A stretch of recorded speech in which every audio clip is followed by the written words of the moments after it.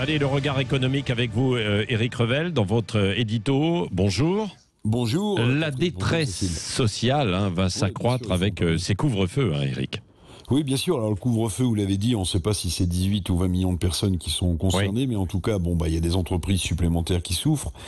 Mais il y a surtout des travailleurs précaires et des ménages en grande difficulté qui risquent de basculer un peu plus dans la grande pauvreté. Alors, on a déjà évidemment en tête le chiffre d'1 million de personnes qui, lors de la première vague, a rejoint les aides et les dons du Secours populaire. Vous vous souvenez sans doute de ce chiffre, Patrick.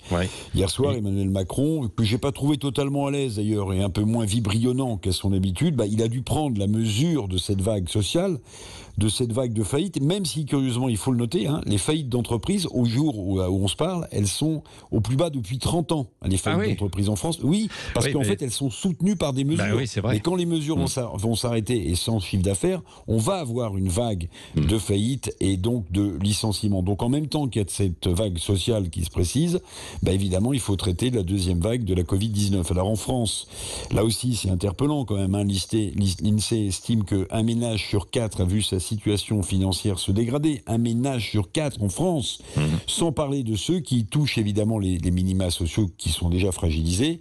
Voilà pourquoi parmi les plus fragiles qui perçoivent le RSA et les aides au logement, vous savez, une prime donc de 150 € a été annoncée par le chef de l'État et de 100 € par enfant à charge. Bon, très bien, mais reste à caler l'essentiel. Je vais vous donner une info. Comment les départements exsangues financièrement vont pouvoir verser cet argent ?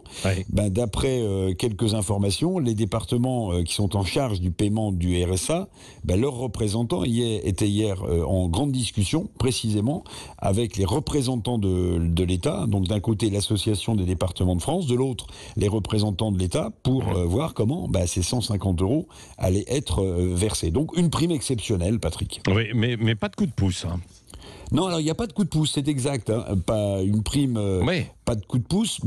En fait, c'est la vision quand même libérale d'Emmanuel Macron, qui est simple à comprendre. Pour lui, augmenter de manière structurelle ou structurante les minima sociaux équivaut à éloigner du marché du travail ceux qui préféreraient toucher des minima plus élevés plutôt que de travailler pour ne toucher qu'un SMIC. Bon, c'est l'éternel débat.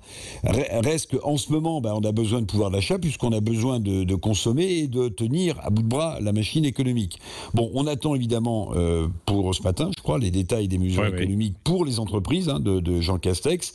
Bon, reste qu'avec ces couvre-feux quand même dans 8 métropoles, c'est évidemment un coup certain d'accélération des faillites et du gonflement de la misère sociale. Mais je vous rappelle quand même ce chiffre, les faillites d'entreprises, au moment où on se parle, Patrick, elles sont au plus bas depuis 30 ans parce que les mesures artificiellement soutiennent des entreprises qui n'ont plus de chiffre d'affaires. Merci Éric Revel, votre édito éco chaque matin. Donc rendez-vous à 8h25. Dans un instant, Cécile. C'est Walter qui sera avec nous. Oula, Walter. L'envoyé spécial aussi, très spécial lui aussi, particulier ce matin. En tout cas, on l'attend dans quelques instants pour se détendre un petit peu. Restez là, il est 8h30.